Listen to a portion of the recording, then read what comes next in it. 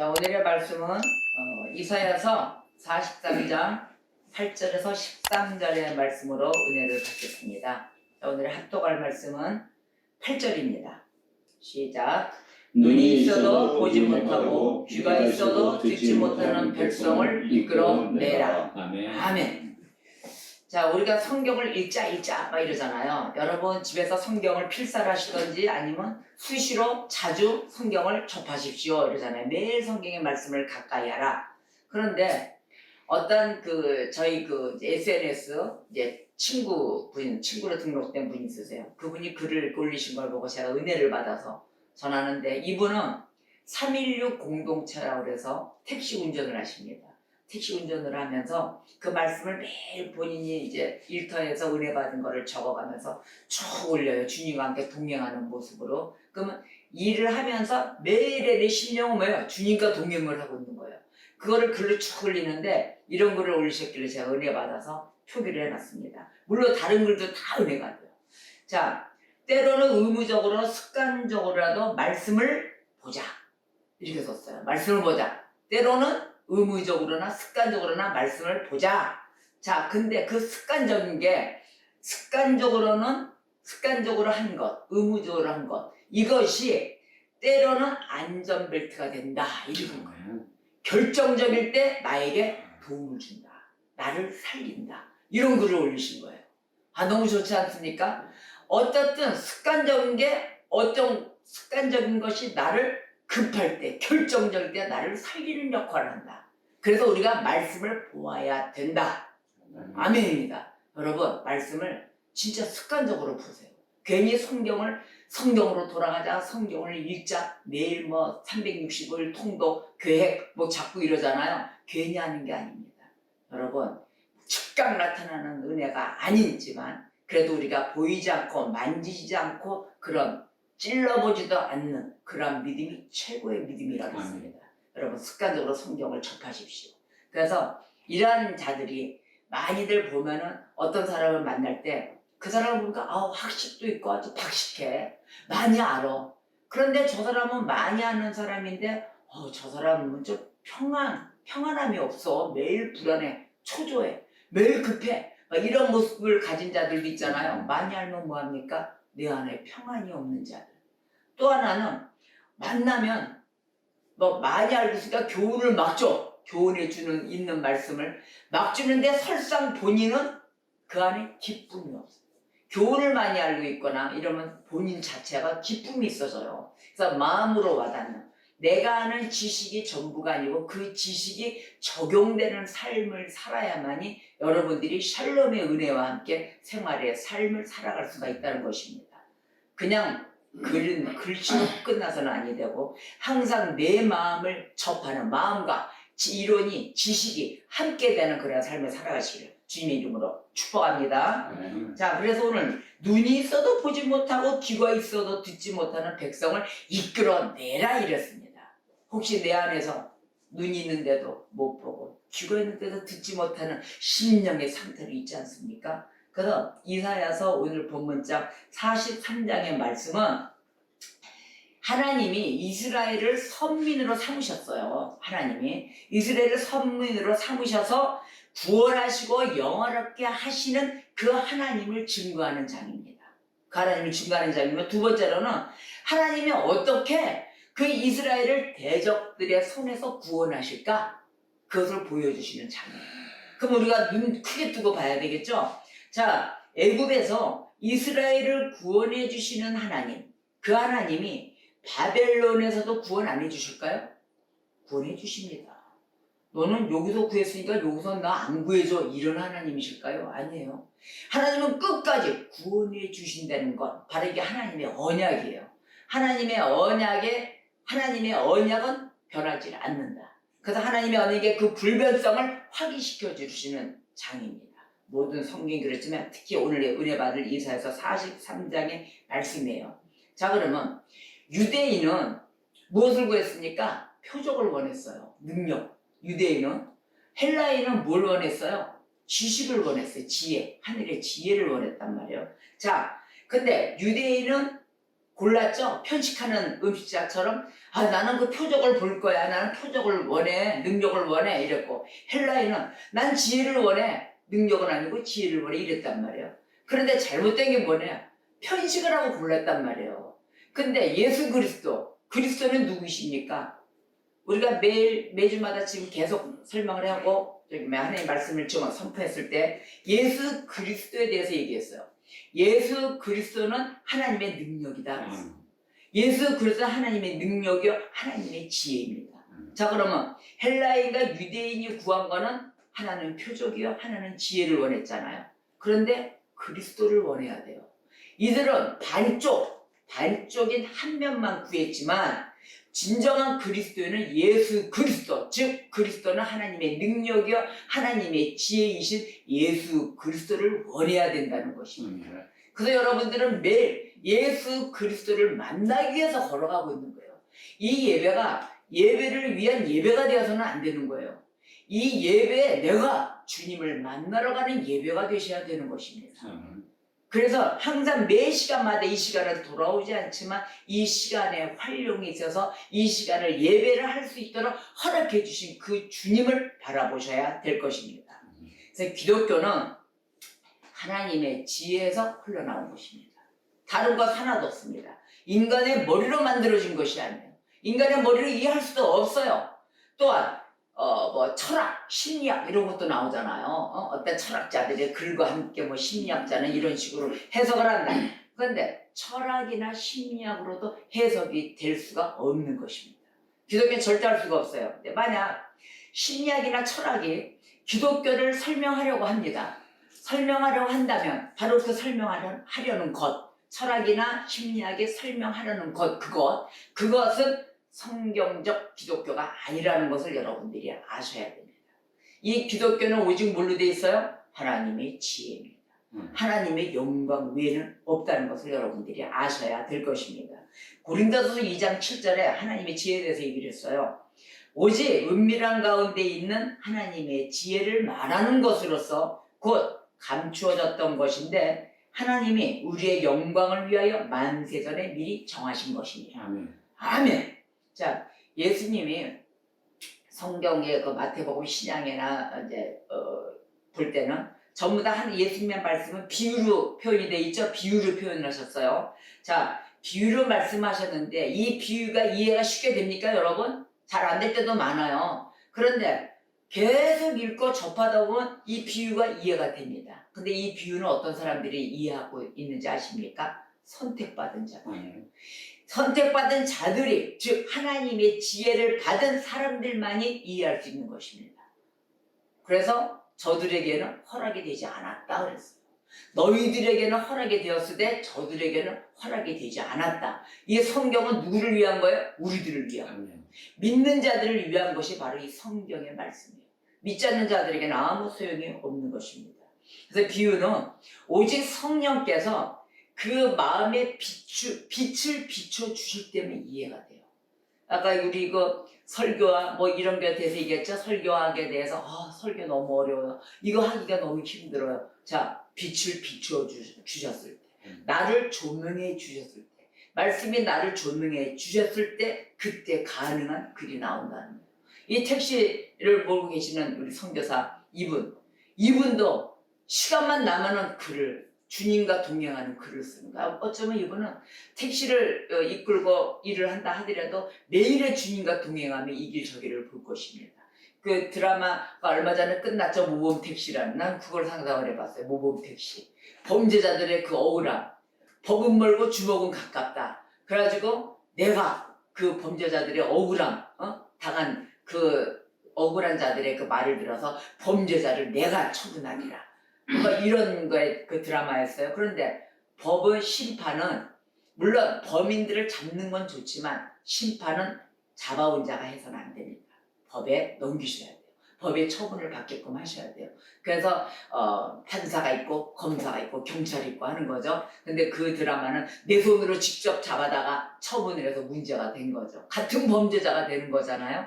근데 이분은 주님과 동행을 하면서 인간사 살아가는 그 고난, 모든 많은 자들을 택시를 태우면서 얘기를 들을 거 아닙니까? 나는 일상생활에 여러 종류의 사람들을 만납니다. 그러면서 예수 그리스도의 복음이 저들에게도 들어갔으면 하는 것을 기도하고 다니는 자예요. 바로 이러듯이 내 가슴 속에 공고할 때 모든 만날 수 있는 그 개별적인 시간, 여러분들 개개인에게도 내가 하나님을 만날 수 있는 그 공고한 시간이 있으셔야만이 묵상이 이루어진다는 것입니다. 여러분 혼자 있는 시간에 주님을 만나시기를 주님의 이름으로 축복합니다. 매일의 주님을 생각을 해보세요.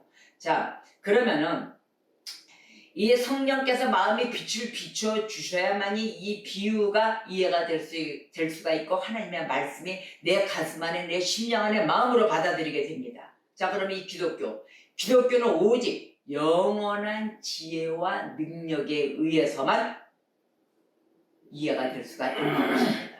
할렐루야. 오직 영원한 지혜와 능력에 의해서만 또 내가 신앙이 성장되며 성숙될 수 있는 것입니다. 내가 바라고자 하는 그 길로 예수 그리스도 앞으로 매일의 걸음걸이를 쉬지 않고 나가고 있다는 것입니다. 그래서 우리 산돌교회도 응원해 주시겠네요.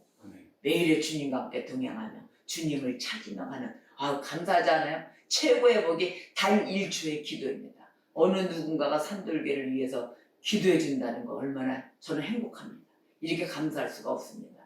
자, 그런데 보면은 이단 교회들, 하나님의 교회, 여호와의 증인들, 왕국, 그 다음에 또 구원파, 이런 교회들 보면은 어마어마하게 좋은 땅덩어리, 강남 묘지에 막 건물들이 들어가 있어요. 어마어마하게 돼 있어요. 그 다음에 사이비 교회들, 말씀에 지금 신사도 주위에 있는 자들, 이런 자들 보면 교회가 크고, 성도들도 많고, 이런 경우 잘 나가. 저것도 하나님의 역사 아닙니까? 여의도에 평수가 엄청 크고 땅 주고, 그런데도 신무사 다 세우고, 얼마나 돈을 벌어가지고 가는데, 그것도 하나님이 허락하신 거 아닙니까? 축복받은 거 아니에요? 이렇게들 많이들 물어봐요. 자, 그러한 교회는 어떻게 된 거냐? 이단이나 사이비들. 왜 이렇게 불을 갖추고 잘 되고 있느냐? 우리는 매일 배고파가지고 개척이다 뭐다 해서 허덕이고 이러고 있는데, 숫자적인 부흥도 안 되고, 그럼 여러분들 그거 좀 궁금 좀 하지 않습니까? 많이 물어오는 경우가 많아요. 이런 자들이 이것도 축복받은 거예요. 이러가면서. 그런데 그것에 대해서 제가 설명을 드리겠습니다. 이단이나 이런 교회들, 사이비 교회들, 자, 그러한 자들은 어떠한 신적인 지혜, 우리의 하나님의 말씀과 올바르게 살아가는 그런 신적인 지혜와 능력이 없어도 교회는 세울 수 있다는 걸 아셔야 돼요. 교회는 세울 수 있습니다. 신적인 지혜, 어떠한 능력 없어도 상관없어요. 교회는 지을 수 있어요. 또 수적으로나 재정적으로 부할 수 있어요. 다 부할 수 있습니다. 근데 그들에게 없는 게 있어요. 모든 걸 세우고 부한 것도 재정적으로 모든 게 다 갖출 수가 있는데 단 하나 참된 기독교가 없다는 것입니다. 그럼 그들은 뭐예요? 영업이에요. 말 그대로 사업이에요. 사업하고 영업 뛰고 있는 거예요. 그러니 참된 기독교의 형성과 참된 기독교의 성장을 할 수가 없다는 것을 여러분들이 아셔야 되는 것입니다. 자, 그러면 현재 그리스도인들, 저와 여러분들은 그리스도인들이라고 말할 수가 있죠. 자, 현재 그리스도인들, 이 그리스도인들에게 제일 빨리 아니면 제일 속히 시급히 필요한 것이 있습니다. 필요한 것이 뭐냐면은 영원한 지혜의 세례예요. 세례받는 거예요. 내 가슴 안으로 성령의 은혜에 충만한, 아니면 이 창조적인 지혜, 하나님의 말씀의 창조적인 지혜의 세례를 하나님께 받아야 되는 거예요. 여러분, 지식이 아무리 머릿속에 가득 차봐야 소용없습니다. 내 가슴으로 만나야 되는 거예요. 가슴과 함께 나를 들춰내 보여야 되는 것입니다. 자, 이것이 없으면 교회는 어떻게 되느냐? 교회는 앞을 못 보게 되는 소경이라는 것입니다. 앞을 못 본다는 것이에요. 자, 그러면은 누가복음 6장 39절에 이랬어요. 비유로 말씀하시되 소경을 인도할 수 있느냐? 둘이 다 구멍에 빠지지 않겠느냐? 이렇게 말씀하셨어요. 교회는 온갖 종류의 교육 프로그램, 또 성장 프로그램, 또 온갖 종류의 교사가 가르치시는 분들 다 있잖아요. 자, 그런데 이들이 이렇게 많은 프로그램과 많은 가르치는 자가 있다 해도 영원한 지혜의 세례를 받지 않은 자들이라면 소용이 있을까요? 다 장님이라는 거예요. 다 이들은 볼 수 있는 눈, 말할 수 있는 입 하나도 없다는 것입니다. 그래서 소경이 소경을 인도할 수 있겠느냐? 너희들이 둘 다 구덩이에 다 빠지지 않겠느냐라고 주님이 말씀하신 것입니다. 이러한 교회, 눈이 감긴 지혜의 눈이 없는 자들이 리더자나 지도자로 아니면 프로그램을 만들어서 이끌어간다면 여러분들 그 교회는 모두가 구덩이에 빠질 것입니다. 자, 그러면 만약에 100명 중에 99명이 눈이 감겼어. 근데 그 중에 딱 한 명이 볼 줄도 알고 빛을 발하는 자, 하나님의 성령의 세례를 받아가지고 하나님의 지혜 세례까지 다 받은 자예요. 그렇다면 그 99명은 그 한 명을 따라가도 삽니다. 그걸 아셔야 됩니다. 100명 중에도 한 명이라도 껴있어야 안전하다는 것이에요. 지금의 교회가 무너지고 있는 요인들, 바로 그 요인, 바로 그 이유가 많은 지도자들이 조명을 받은 자들이 아니라는 것이에요. 하나님의 빛을 받아야 되는데 성경으로 조명을 받아서 나의 죄를 다 드러내고 애통해하면서 하나님 말씀에 따라 순종해가며 그곳에 주님을 온전히 증거하는 자들이 되는 그러한 자들이 이끌어야 되는데 그렇지 않다는 것입니다. 그래서 오늘의 말씀 이사야서 43장 8절의 말씀에 눈이 있어도 소경이요 귀가 있어도 귀머거린 백성을 이끌어내라 이러시는 것입니다. 기독교는 하나님이 정하시고 주신 곳이에요. 또 기독교의 성장, 이 성장은 오직 하나님의 지혜와 능력으로만 될 수가 있습니다. 다른 게 침투되고 다른 게 들어올 수가 하나도 없어요. 하나님의 지혜와 능력이 없는 지도자, 바로 그것은 소경을 인도하는 소경일 뿐입니다. 여러분 지도자에게 모든 것을 만날 때 여러분들이 평가, 분별 이런 거 할 때는 어떻게 해야 돼요? 습관적으로라도 성경을 읽으셔야 됩니다. 습관적으로 성경을 읽으세요. 어느 순간인가 내가 구렁텅이에 빠질지 아니면 위험을 만날지 모릅니다. 그러한 성경의 말씀이 나에게 안전벨트가 되는 역할이 되기를 바라겠습니다. 성경에서 구약에 보면은 모세가 나오잖아요. 구약에. 자, 모세를 봅시다. 모세는 위대한 학자였어요. 학자였고 또 바로의 딸, 그 딸의 아들로서 궁정에서 왕자로 자라면서 양육을 얼마나 받았습니까? 아주 부하게 받고 아주 학식도 지식도 교육은 말할 나위 없는 왕자로서 교육을 받았단 말이에요. 궁정의 교육을. 자, 그런데 하나님께서 모세를 쓰기 위해서 사용하기 위해서 이스라엘 민족을 애굽에서 이끌어내는 사명을 주기 전이에요. 막바로 안 줬어요. 너 지식이 많다고 그래서 너 똑똑하구나, 교육 바르게 배웠구나 해서 하나님이 모세에게 곧바로 이스라엘 민족을 이끌어내는 사명을 주지 않았습니다. 바로 그 전에 모세에게 이스라엘 민족을 이끄는 사명을 주기 위해 어디를 이끌어냈냐 하면은 불타는 떨기나무. 출애굽기 3장에 나옵니다. 불타는 떨기나무를 인도해 주셔서 모세 자신을 조명해 주셨어요. 여러분들은 출애굽기 3장을 펼치세요. 자, 이곳에서 모세를 불러내야만이, 여기서 조명을 비춰줘야만이 자신의 사명을 감당할 수 있었기 때문입니다. 자, 출애굽기 3장을 보겠어요. 3장은 하나님이 모세를 부르시는 장면이에요. 그래서 여호와의 사자가 떨기나무 불꽃 가운데 나타나십니다. 그래서 그 나타나심으로 인하여 모세의 소명에 대한 이제 기록이 시작됩니다. 불을 사용하시죠. 불을 사용하셔서 자신의 임재를 모세에게 알리십니다. 그래서 하나님은 그때부터 모세에게 소명을 주신 거예요. 자, 5절 볼까요? 출애굽기 3장 5절. 하나님이 이르시되 이리로 가까이 오지 말라. 내가 선 곳은 거룩한 땅이니 내 발에서 신을 벗으라. 이렇게 하십니다. 그래서 5절에서 8절까지 하나님이 자기의 그 자신을 이렇게 표현하세요. 거룩한 분, 조상들의 하나님, 이스라엘을 구원할 분이라고 말씀하십니다. 8절까지. 그러자 모세가 이 말씀을 듣고 이래요.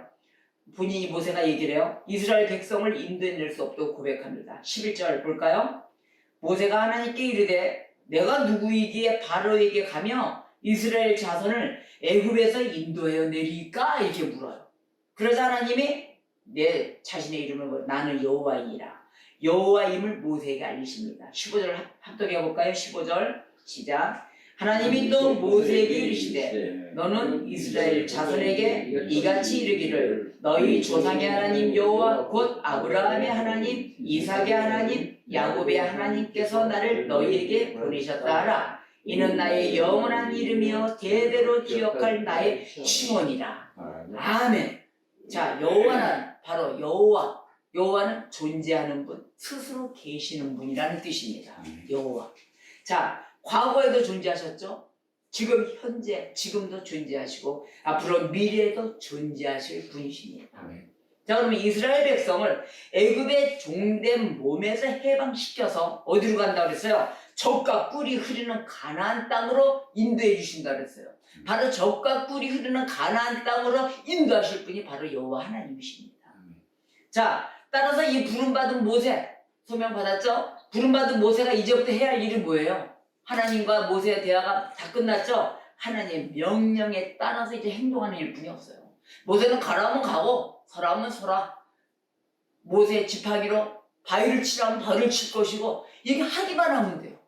하기만 하면 되는 이 모세. 그럼 모세가 행동할 때 여호와 하나님께서 뭐예요? 이를 다 하나님의 계획 가운데 모세를 사용하여서 다 성취하실 것이기 때문입니다.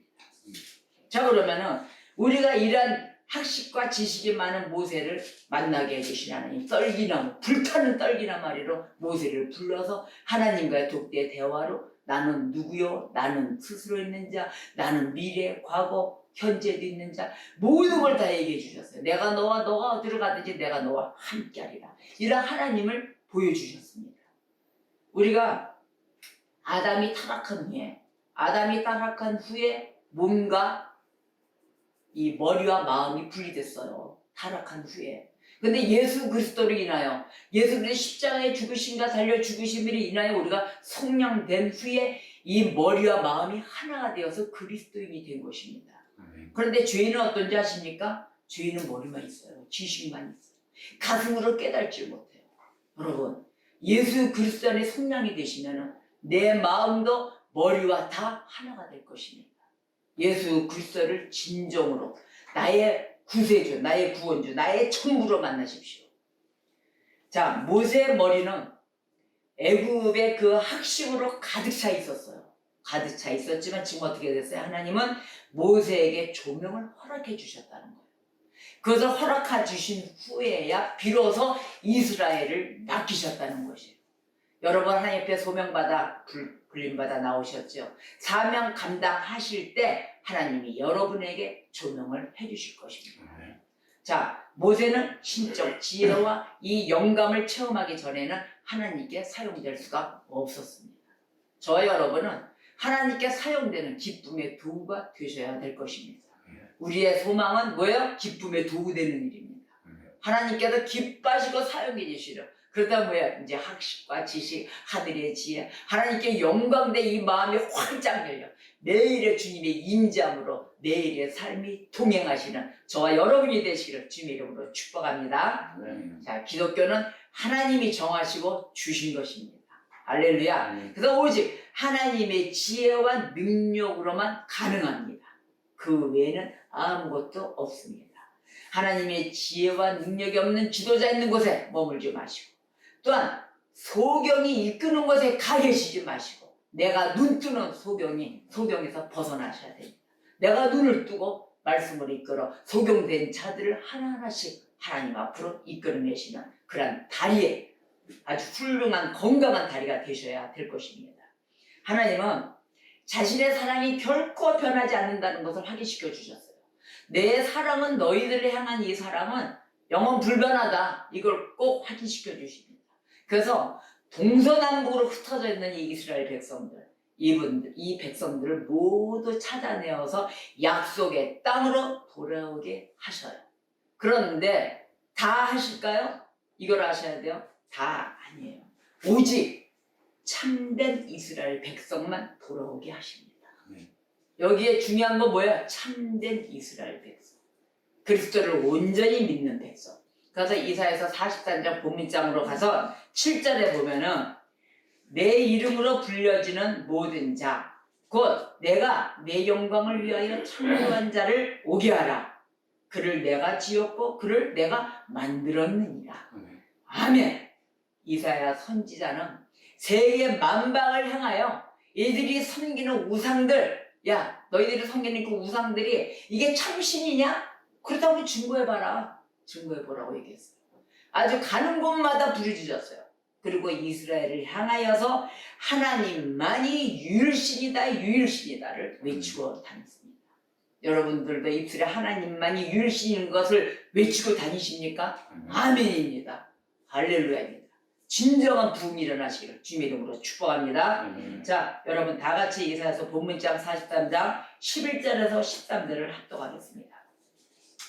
11절에서 13절 시작. 나 곧 나는 여호와라. 나 외에 구원자가 없느니라. 내가 알려주었으며 구원하였으며 보였고 너희 중에 다른 신이 없었나니 그러므로 너희는 나의 증인이요 나는 하나님이니라. 여호와의 말씀이니라. 과연 태초로부터 나는 그이니 내 손에서 건질 자가 없도다. 내가 행하리니 누가 막으리요. 아멘.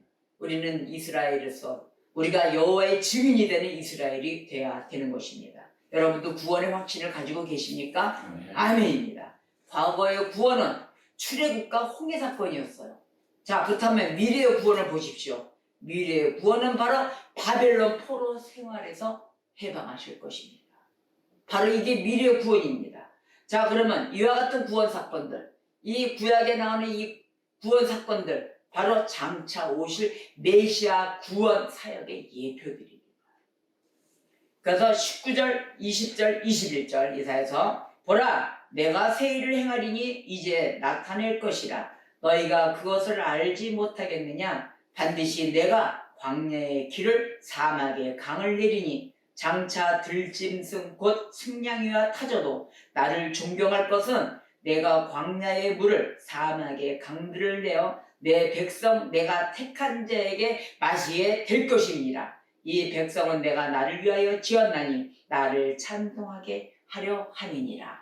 아멘. 하나님의 언약은 영원 불변합니다. 여러분 오늘의 이 말씀으로 우리가 은혜를 받으며 진정한 여호와의 증인이 되시기를 주님의 이름으로 축복합니다. 기도하겠습니다.